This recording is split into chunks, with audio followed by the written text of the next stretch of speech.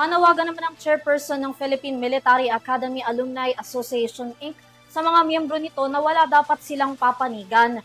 Ayon sa chairman at CEO nito na si Ricardo A. David Jr., hindi mawawala ang respeto para sa kanilang mga Cavaliers at alumni, ngunit dapat pa rin manatiling tapat sa batas at due process. Nagbabalik si Crisa Lopez para sa balita.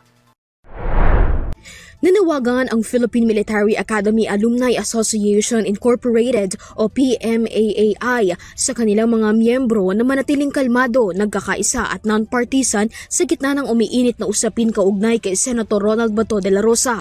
Sa opisyal na pahayag ni PMA-AAI Chairman at CEO Ricardo A. David Jr., kinilala ng organisasyon na maaaring may magkakaibang pananaw ang mga Cavalier o mga alumni ng PMA hinggil sa issue, lalo na sa pagtupad ng kani-kanilang tungkulin at paninindigan. Gayunman, binigyan diin ng PMA-AAI na hindi dapat maging dahilan ang pagkakaiba ng opinyon upang mawala ang respeto sa isa't isa bilang magkakapatid sa hanay ng PMA. Iginiit din ng organisasyon na nananatili silang nakagabay sa mga prinsipyo ng hustisya, due process, paggalang sa rule of law at kalayaan ng mga institusyon. Nanawagan din ng PMA-AAI sa kanilang mga miyembro na pairalin ang dangal, integridad, profesionalismo at pagkakaisa habang iniiwasan ang mapanirang pahayag, personal na atake at maagang paghusga. Ayon pa sa asosasyon, dapat manatiling mas matatag ang kanilang samahan kaysa sa anumang pagkakaiba ng pananaw. Noong Miyerkules, bago magkagulo sa Senado, humingi ng suporta si Senator Bato de la Rosa sa kapwa niya alumni